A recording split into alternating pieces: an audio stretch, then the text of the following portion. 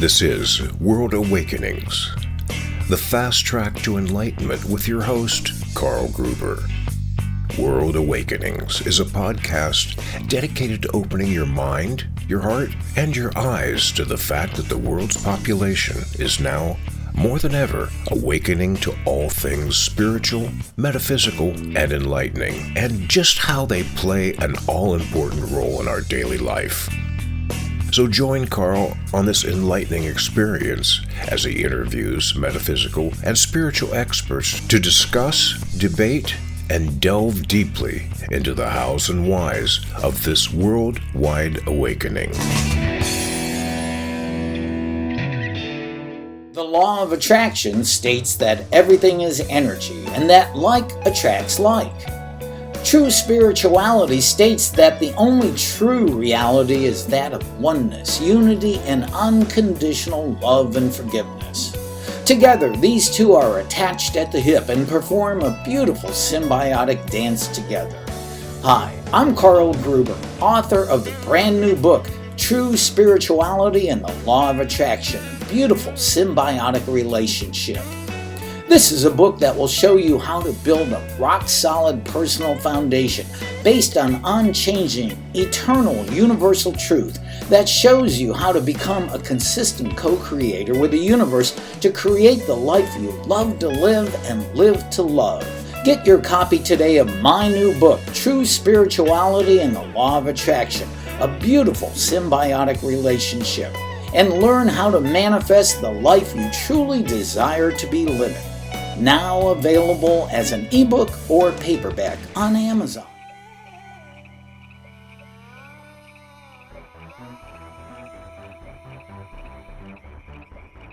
Hey, in a world gone crazy, you've come to the right place for a taste of peace and sanity. This is World Awakenings, a fast track to enlightenment.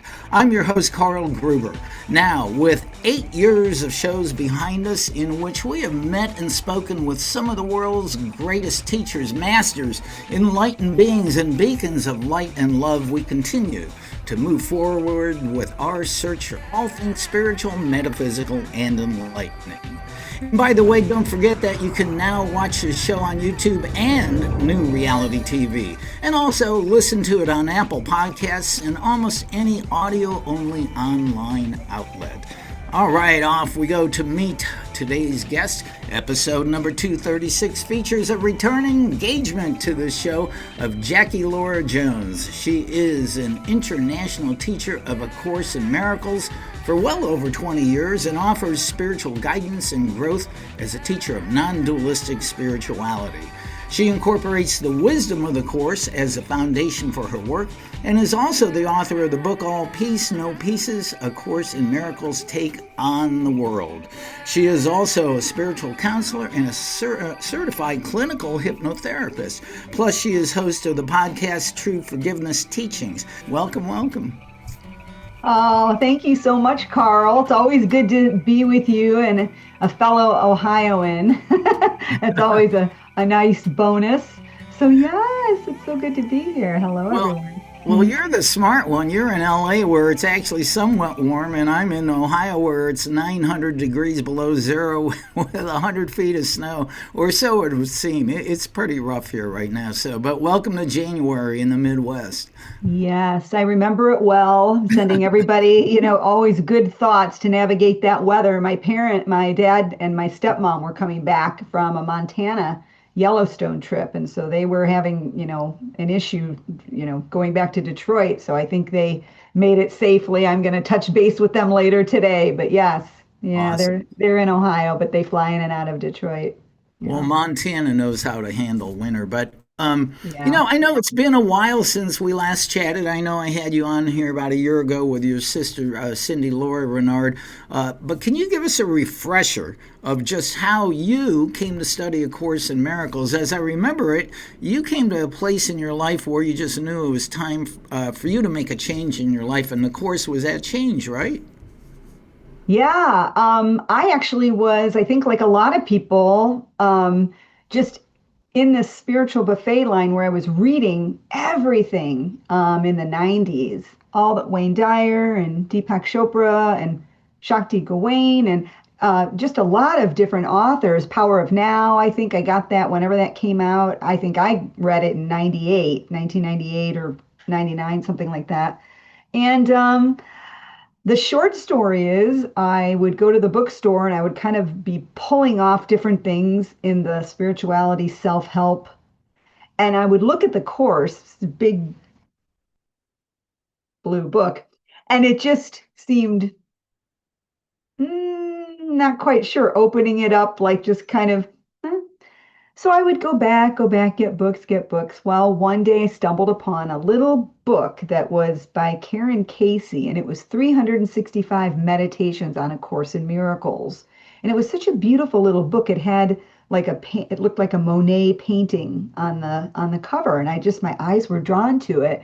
And it was right next to the books like on A Course in Miracles. And so I started with that, and it just really resonated with me, the two parts to the mind, how she was saying the ego this interprets it this, the Holy Spirit this, And I thought, I didn't have that language for it, Carl, but my whole life I didn't know what it was called, but I never didn't hear like a higher voice. And so when I found A Course in Miracles, it just was so interesting to have it put that way. And so I bought the blue book. My mother had been studying it. We talked about it. And then, not sure when my sister picked it up. It's been so long now, I don't know the exact timeline. But the three of us were studying it and so drawn to it. For me, my experience was like a remembering. I was like, oh, yeah. Oh, yeah. Yeah. Yes. Oh, yes. Like it was just such a. So fast forward, 2004 is when my mother was still in a course group in Los Angeles and Pacific Palisades. On the coffee table of her course book, the guy said, "Oh, here's a new book. It's called The Disappearance of the Universe Oh, yeah. by Gary Renard."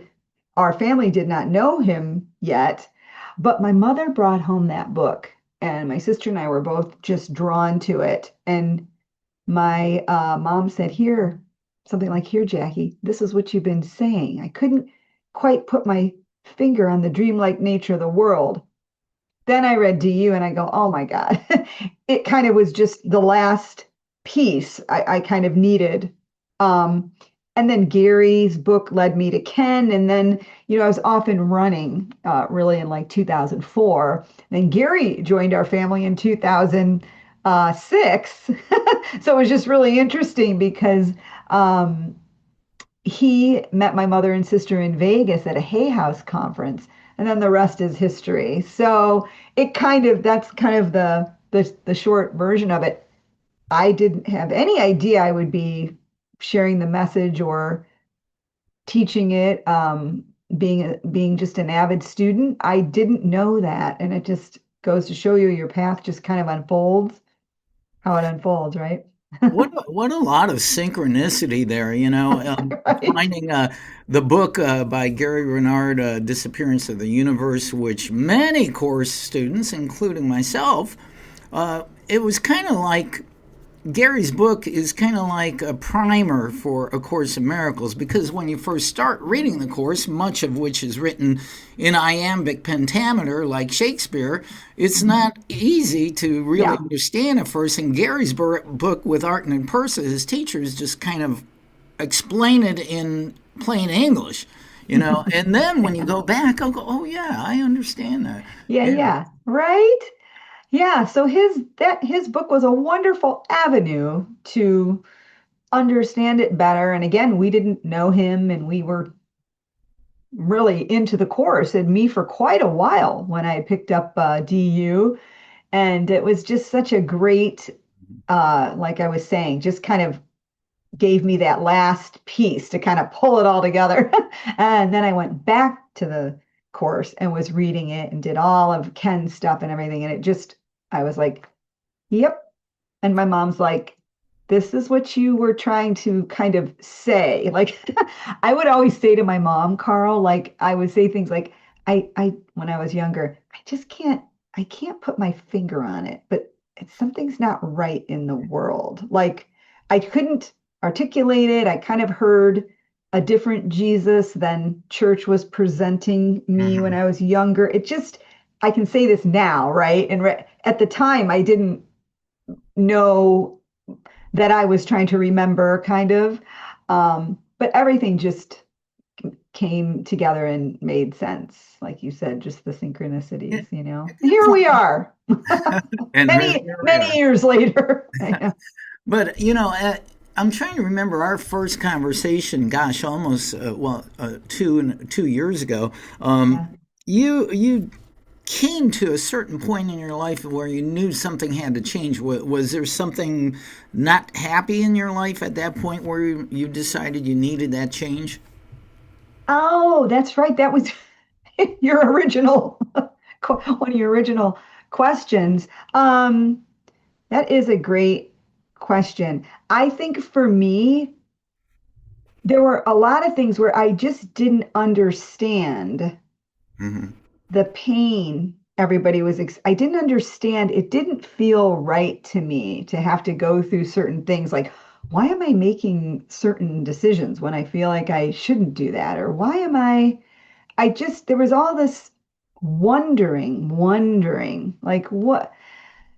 And yeah, I guess, let's see. It was probably, I got divorced from my first husband in 1996, and I moved from Chicago out to Los Angeles.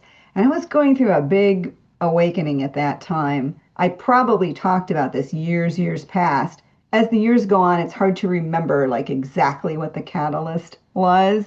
But I just remember laying down on my bed in Chicago and just being like, there has to be, you know, another way, or something has to change here, because my first husband was a wonderful person. It wasn't like, it was very odd. He wasn't doing anything mean to me or bad to me. I just recognized that our kind of our contract, so to speak, or our time together was over. I felt the pull.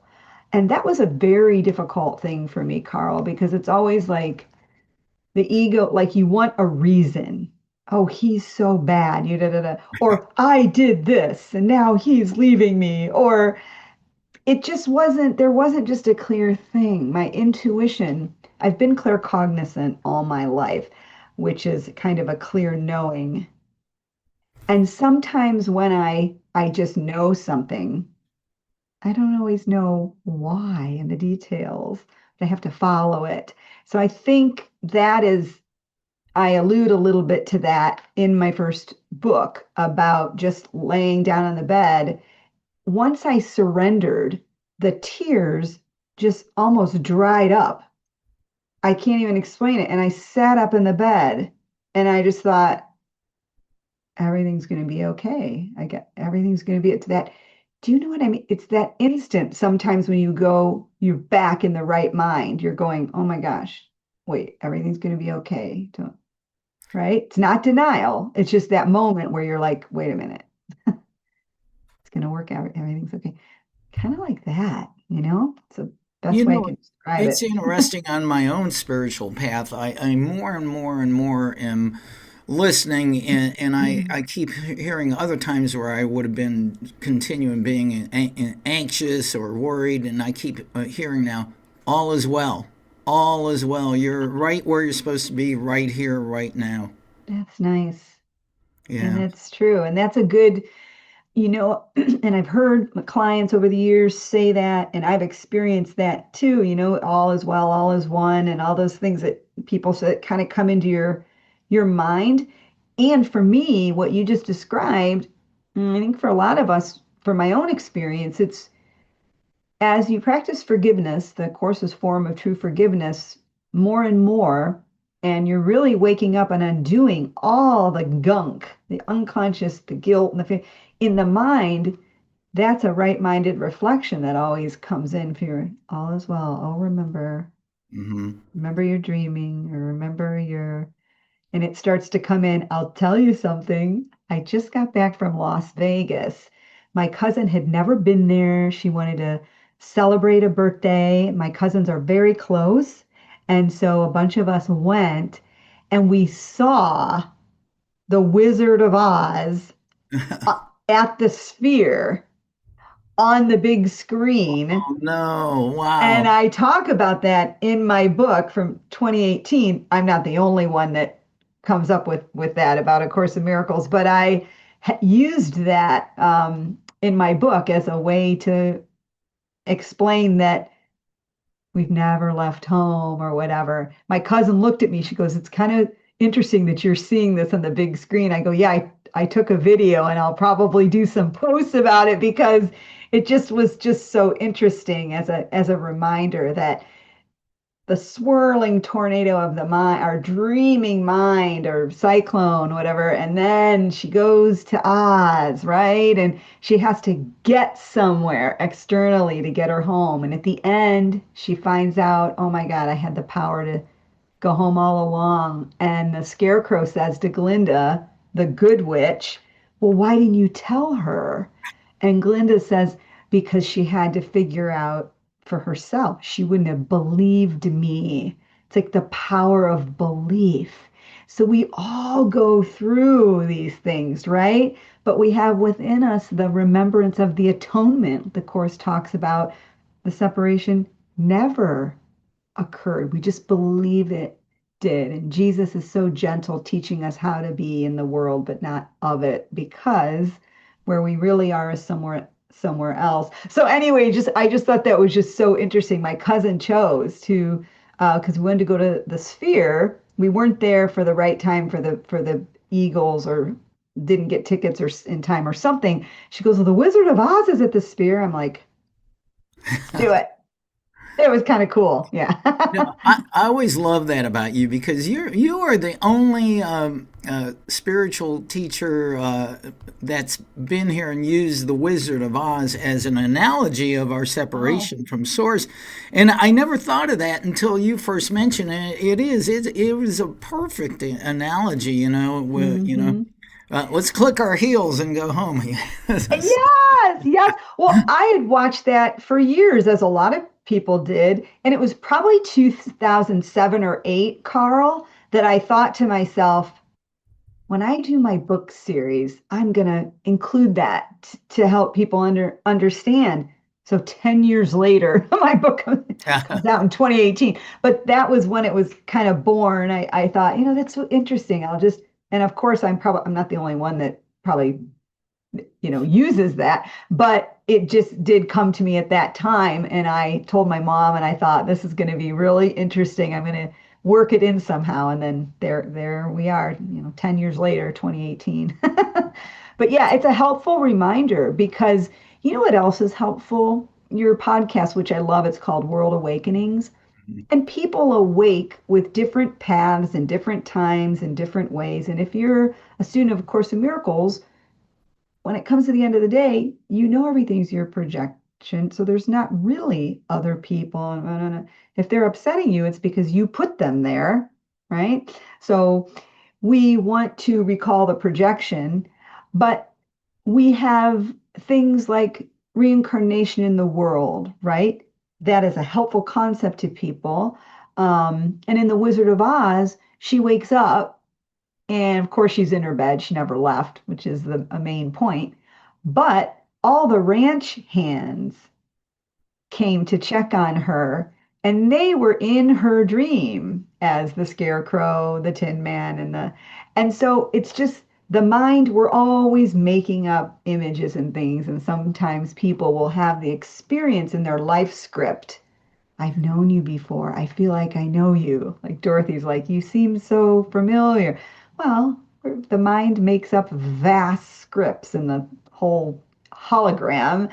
And so we can always, reincarnation can be a helpful concept, the Course says, if it's not misused in the sense to make the world real, but rather to say, look at the vastness of the mind and how powerful the mind is.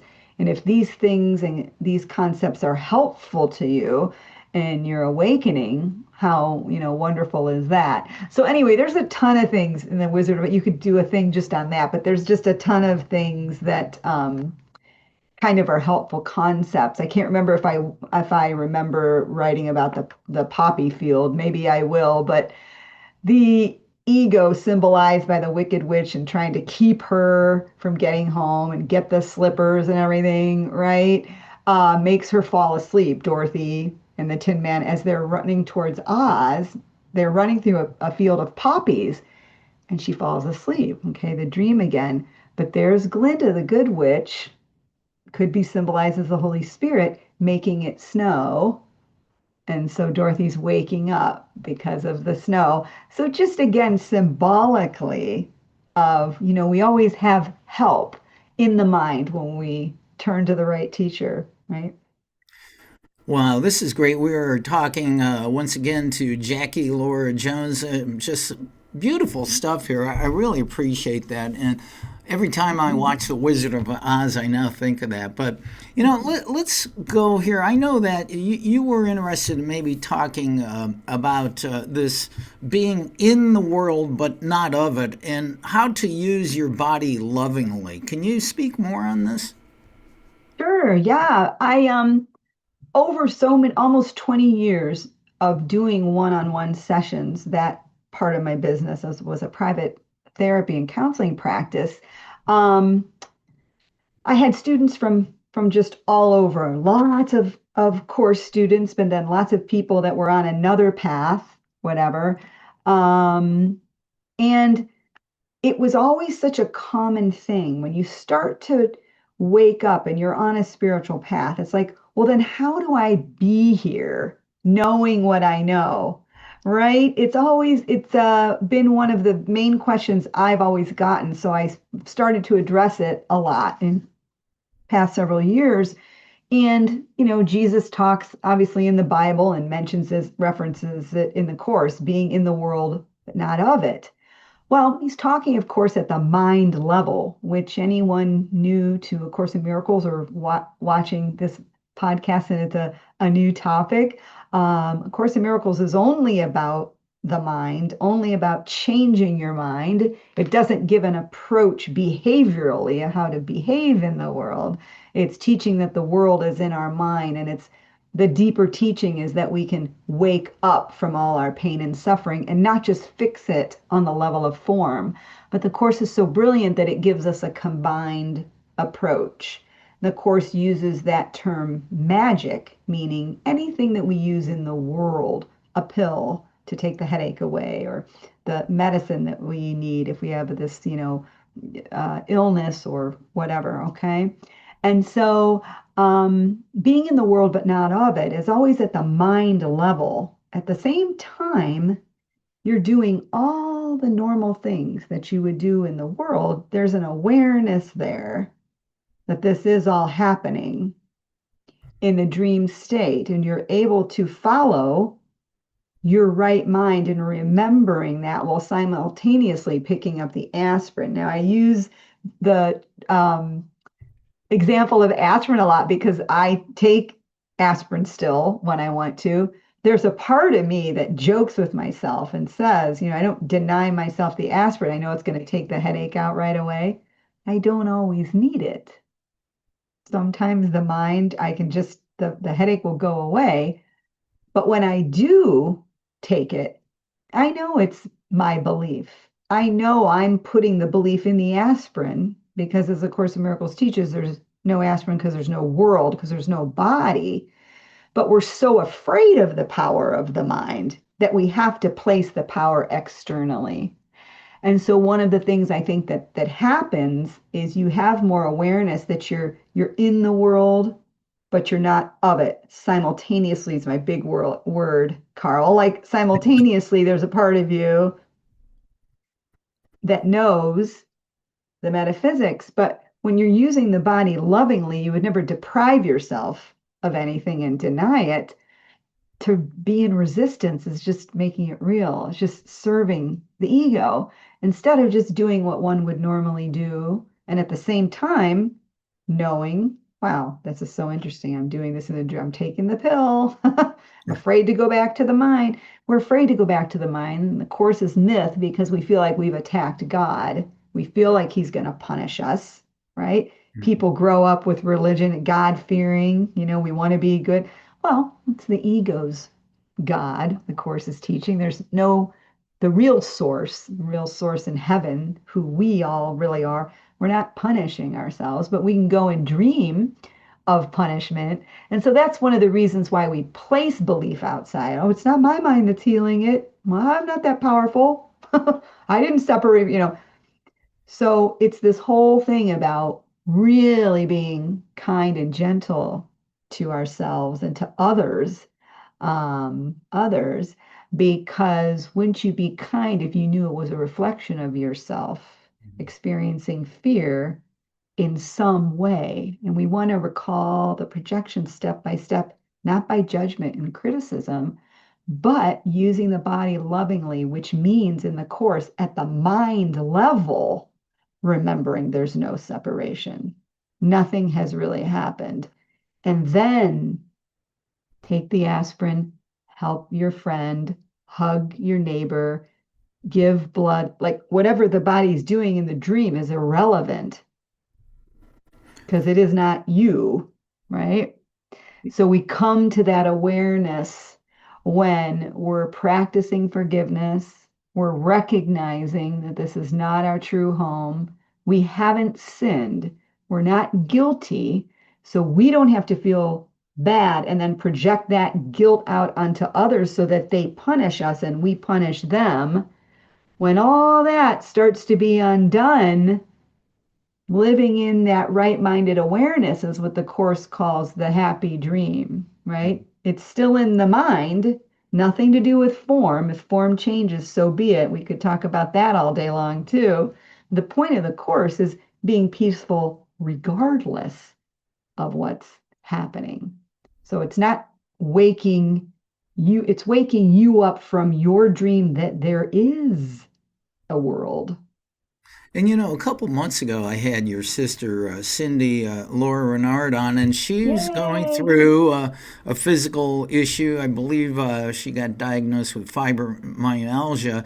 And she spoke basically kind of what you were just saying, too, that you can be in the world, and even though medicine or we may think is medical, there's wrong with going to the doctor and maybe taking the aspirin or whatever to lovingly take care of yourself, even though you're coming from the mind. And we're Absolutely. in the world. I think for me, one of the beautiful things is that I learned from the Course is you can go into the world and understanding that you're projecting the world, you're living in a dream, but you don't have to go out and say, "Hey, buddy, I just projected you." You just go with a more serene look on your face. You don't have to go out and just stand on a soapbox. Look, of Course in Miracles. You can just Right. go out and live and be a beacon of light and love and forgiveness, and that is how we radiate and we project in a good way. Beautifully said, Carl. And you just touched on what is one of my favorite quotes in the Course. And before I read that quote, you're right. This isn't about denial for anybody to feel guilty about sickness or anything. A well body, a sick body, they're both equally illusory. It would not be loving if we didn't start where we believe we are and take care of the body. That's a big it's such a big misconception about the Course is that the Course is saying you can't do anything with the body, right? Well, we go in steps, and sometimes you can just heal something with your mind and it goes away. Sure, of course, all those scenarios are possible, but you might be viewing a script where the body's going through something. Don't resist it. That just makes the ego real on the other side. Just go through everything. Now I'm going to this doctor. Now I was diagnosed with fibromyalgia now I'm I diagnosed with cancer. My stepmother had breast cancer. She goes and she does all her normal things. She happened to love sound healing and power of the mind too, but you would do everything normally. And I think that's a big misconception. If people remember what the Course is saying is the world is already over. was over long ago because it never really began. You're just watching a projection. Why would you resist anything? Just go along with everything. But here was, and we could do a whole hour, 2 hours on that. But this quote I love, I can't believe when you said that, I don't even know if I could find, oh yes, okay. Lesson 55. I love this. I will step back and let him lead the way. There is a way of living in the world that is not here, although it seems to be. You do not change appearance, though you smile more frequently. Your forehead is serene and your eyes are quiet.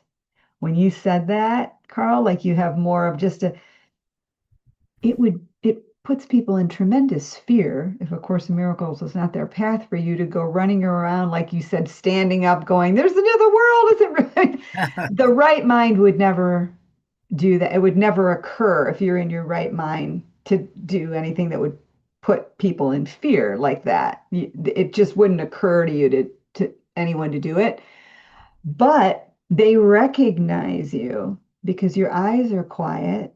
Why? I look the same to you as you. But I know that I'm doing this within a dream script. I don't, there's nothing to prove or be this or that. I'm just in the moment with you, right?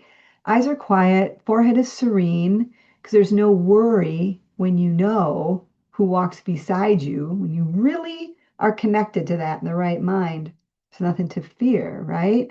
So the eyes are quiet because you're looking past form, looking past the appearances of separation to that there's just one behind everything, right? You smile more frequently.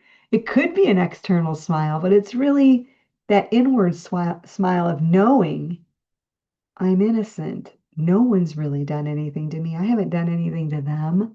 And just be coming from your right mind. That will dictate all the functioning that you do. So we learn to be in all our roles here where we believe we are, but we learn to be ego free, right? As a You know, step. it's interesting. I had a colleague of mine recently give me a Christmas card that paid me a huge compliment, but I don't think she realized it. It just said, "You're so peaceful to be around, Carl." I go, "Yes, Beautiful. Exactly. When you yeah, exude that, the course teaches you're bringing up another great point about living the teachings, being the example. It doesn't have to be going around telling everybody what they should do. It's really living it. People know that at the mind level. It's really a part of you out there that's responding. You're connecting with the ego. You're connecting with the right mind and Mhm. everyone, and it's reflected back in those beautiful comments and compliments like the one you just shared, right? Which is awesome. And you are peaceful. I agree with her. You are peaceful to be around. It's so fun to do. It's fun to hear from you and um and do your show and just connect. And then people always find what they need to find or hear, and no one has to worry about anything. And you're doing a good service that you feel inspired to do. And hey, all right, well, let's go have dinner. I mean, it's just Yeah." you're just doing one thing after the other in your life. And when you're doing it with your right-minded teacher, it's a lot less Maybe chaos, it's stress, and because I got to be a hippie at Ohio State back in the yeah, hippie yeah, era, and I'd be walking around going, "Hey, peace, dude, peace, brother." yeah, that's right. Now I That's just right. do it. I do it in a different way now, you know. Yeah, yeah, right. You got to be. That's hilarious. Yeah, Ohio State. Yeah, my dad and my mom both went there for grad school, and so that's interesting. Yeah. Oh my gosh. Speaking of Ohio State, it was so funny because I was on a text chain with my dad, and Indiana University, my alma mater, won Oh, the national championship in football, which they've always been a basketball school. So it was yeah. like it was just a huge fun thing. I had my high school girls texting me, "Are you watching your alma mater?" I had my college crew, some of which went to the Rose Bowl and which went to Miami. And then I had my dad, like I had all these text chains going just because it was such a shock. Oh man, I didn't know you went to Indiana. I That, went to Indiana University. Yeah, yeah. wow. We're having so much fun. I always love to laugh in this crazy world, but one thing that you've stated a number of times, and I think this is when I encounter people that are new to non-dualistic spirituality, it's hard to accept, even to wrap their head around, is that we project the world we see. And you say, wait a second, I projected that idiot politician over there. I projected this my ex-wife. What? No, and it is hard, and that's where you can't start ramming this down their throat. You just have to live and be the example and allow that the knowledge and the love to flow to them. And they may or may not get it in this lifetime, but that's why you are here. That's why I'm here, etc. Yeah, and well said again, Carl, because it's not for everybody, this path. The Course says it's just one in the universal curriculum. It's just one path, and people will find everybody's connected to Source. Nobody's not connected. So we don't want to make a false idol out of A Course in Miracles either, as if that's right. Then we're falling into the same trap. It's a book. I mean, it's a helpful book, right? But we are projecting the book because we've made a choice in the mind to heal, and this is the way it's coming in this particular script. But again, I think the best way that I've shared, I'm able to share in my still learning sense about it, is that my experience has been when you're in the right mind, it's you don't have to tell anybody anything. You don't have to tell them something's the best or whatever. You're just there for them. And sometimes people will gravitate and ask you things, and it's an experience, an inner experience. So I'm never able, I don't think, to do it justice at all. But I'm just given the words to say to person A, person B, person C, client A, client B, client Z, whatever is appropriate. I know I'm talking to myself. And when I'm in the right mind, all you can do is extend the love, splintered parts of myself, right? It's not, oh, I know I'm talking to myself, so I better be. It's a knowing. You just know it. And so I think one of the best things in the course that I read early on, and it really helped me with my confirming what I thought about helping clients. That was a profession that I was in for many, many years with, was the Course says a miracle, in order to achieve its full efficacy, right? In order to be most effectful, um, has to be received. A miracle, in order to achieve its full efficacy, has to be received in a way that the person can receive it, right? I'm butchering that quote, but the point is, it's not our choice to know how that miracle, this change of mind, that we're in the right mind, extends out. It's just our job to remember that this is our dream. And then that remembrance will take form in the most loving way to everybody without our interference at all. Forgiveness is quiet, still. It does nothing. There's nothing to do in a projection.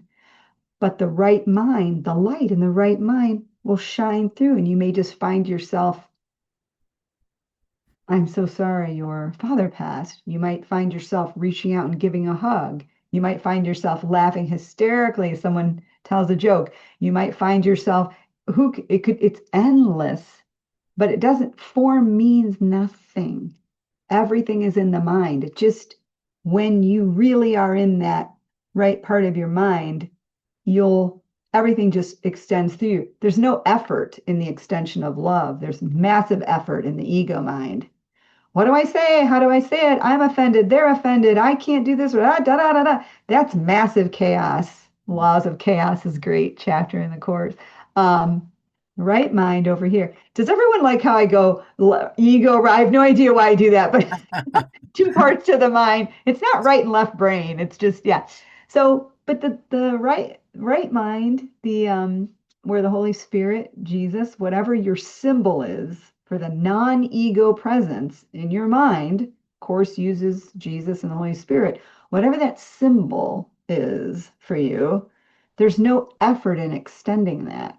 And I think as people love the course so much because they start feeling so much better because they're doing the work it takes to undo this unconscious belief in guilt, punishment, suffering, right? So you automatically start to feel better. And the course says, how else can you find joy in a joyless place? Unless you recognize you're not there. Does that mean you don't enjoy the parts of the world? No. Enjoyment is called for in certain things of the script. It's just that you could have a joyful life. It's just that it's never consistent, it's never permanent. Either you or yourself, you or others are having an issue or something that either bothers you or you judge that needs to be forgiven or right. And so that's why this simultaneously you just want to have this awareness in your mind that nothing's really happened in reality.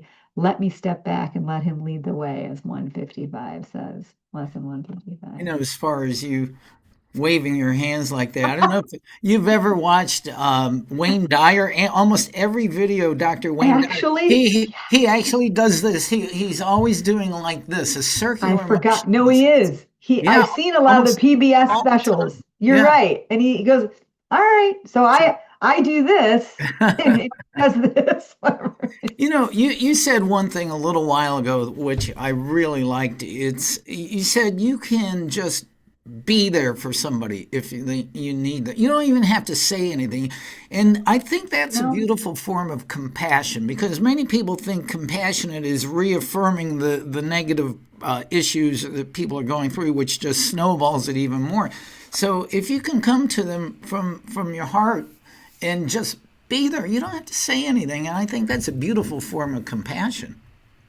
yeah, well said again, absolutely. And again, it won't be the you that you think you are deciding that that you it would just be a lot of spiritual teachings teach it's the old adage, well, if you have nothing good to say, don't say anything at all. Or if you I mean, the point of that is not that people it's important to express yourself when you're angry, and get things out. It's just that from the place of ego where you have to project onto someone and make them the bad person or make you the bad person, you do kind of take a pause and say, is there a way I can look at this differently?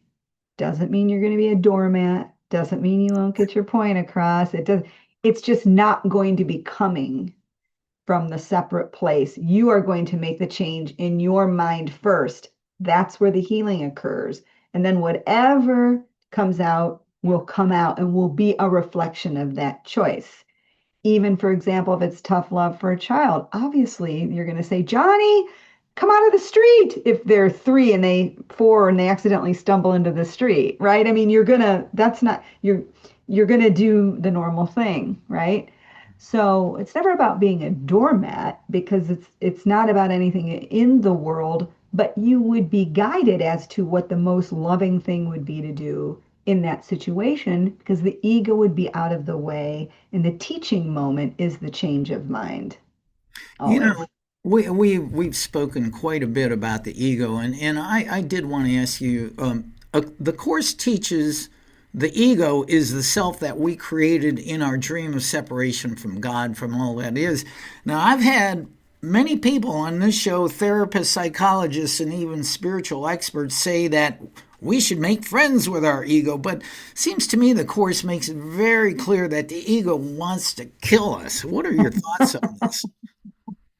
Right. Again, you could do kind of 30 minutes on that.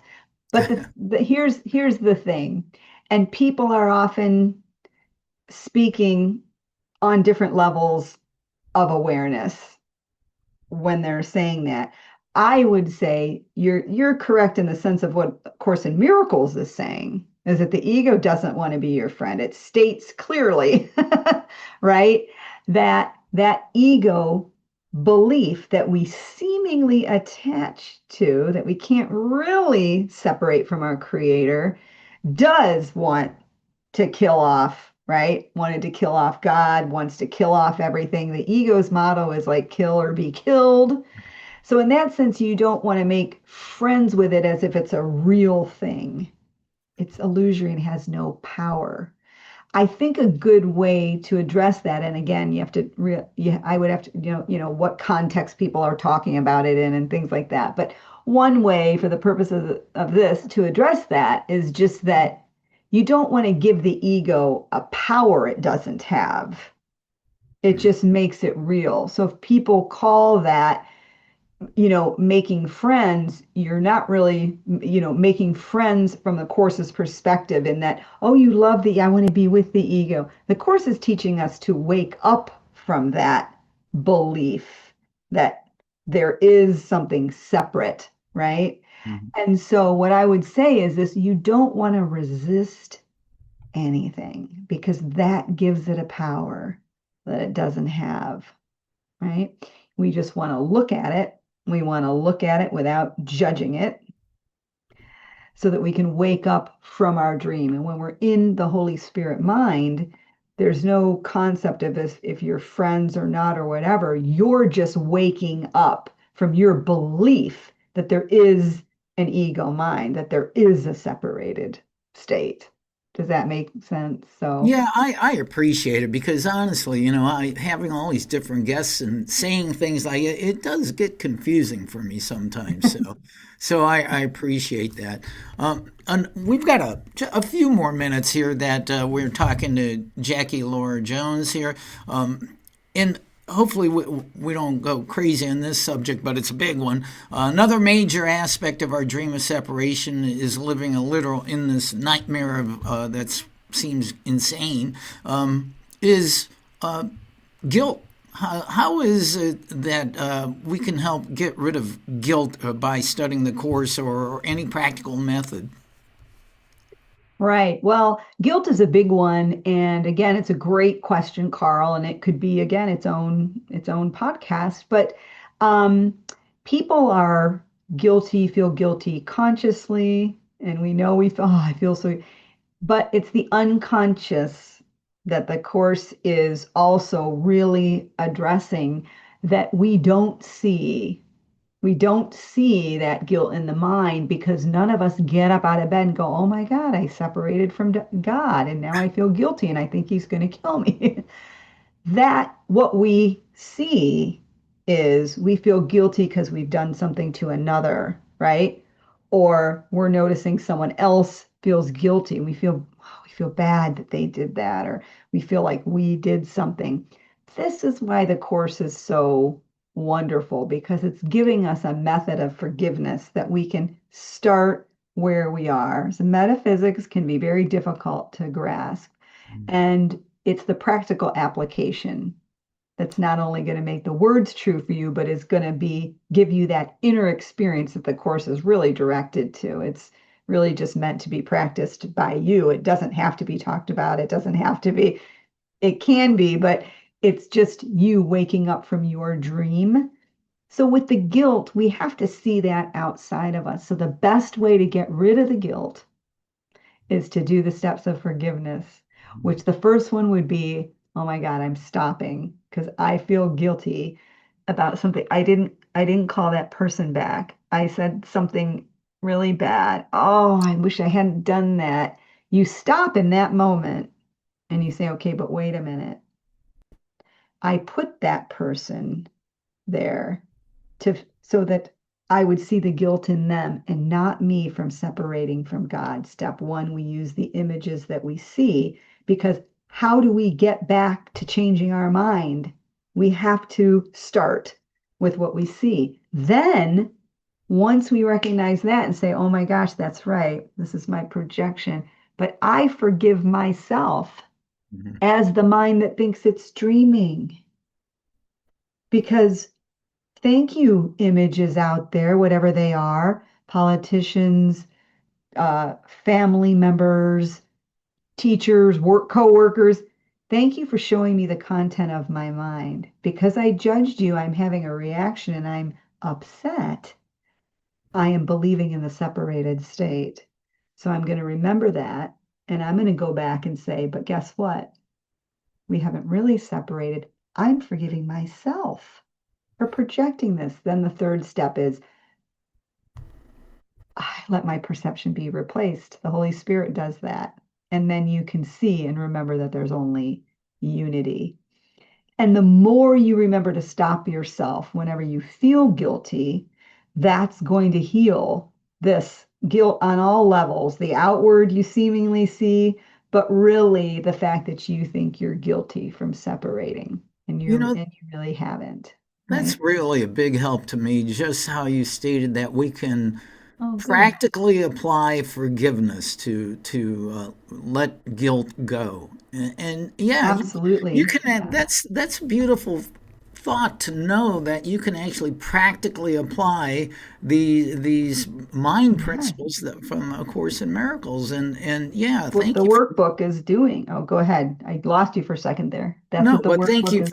for reminding me about that. So. Oh, yeah, indeed. Well, you're welcome. And thanks to the course for reminding us all that that's what the workbook is for, is to shift your thinking from believing in the ego's world of separation to remembering the atonement. Nothing's happened. It's not correcting anybody behaviorally in form. It's saying, remember you're dreaming. An illusion is an illusion is an illusion.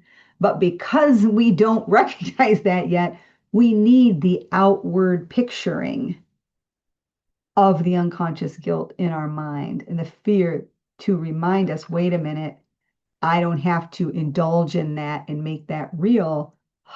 I can remember I'm projecting that, Well, right? well, Jackie, I wish we had more time. We only have a couple minutes left here, and we got to talk about your book, "All Peace, No Pieces: A Course in Miracles Take on the World." That's Mm.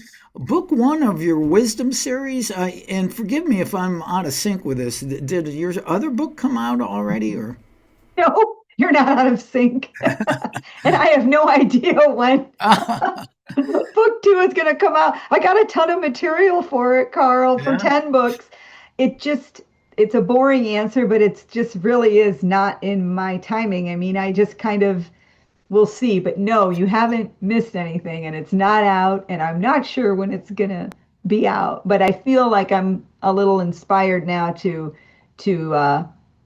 work on it again. So I'll Yeah. Well, continue working on it. So we'll see. There'll be three. I all don't know right. when they're going to come out. Well, I'm an author too, so it just Yes, kind of flows out of you. And right? your Yeah. brother-in-law, Gary Renard, the whole world's waiting for his fifth book, Yes, and yes. he's going to be on my show sometime here when it comes out. But Good. yeah, it's just like when spirit moves through you, and you lay it down on a computer, and bam, it'll come out. So we'll watch Yeah. for that. But finally, Thanks. we what's the best way? I know you do some workshops. I think this past year you went to Germany and England.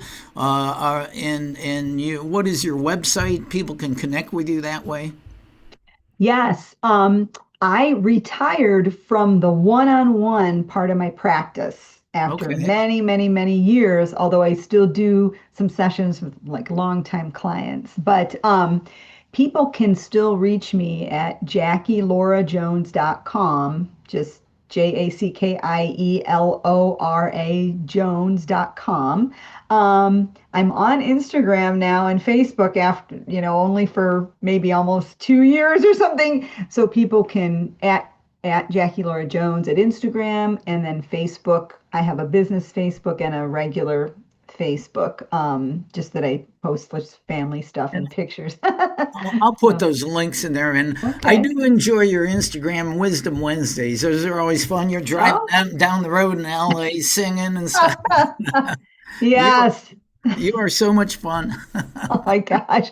Well, that's my life. It's almost like I don't do anything different than I normally do. And now it's just, since I went on Instagram, I kind of post some singing videos. But yeah, I think it's just important for people just to be authentic, try not to resist what is, try to look at it with your right-minded teacher. If changes need to be made, you'll make them. Make sure it's, you've consulted the right teacher in your mind. And spirituality and waking up is steps. So honor your process. Right? Well, Jackie, I wish we had more time, but I'm so grateful to have you back on the show. You're always a blast and so wise and loving. And thank you for being on World Awakenings again. Carl, thank you so much. I love you, my fellow Ohioan. We'll do it again sometime.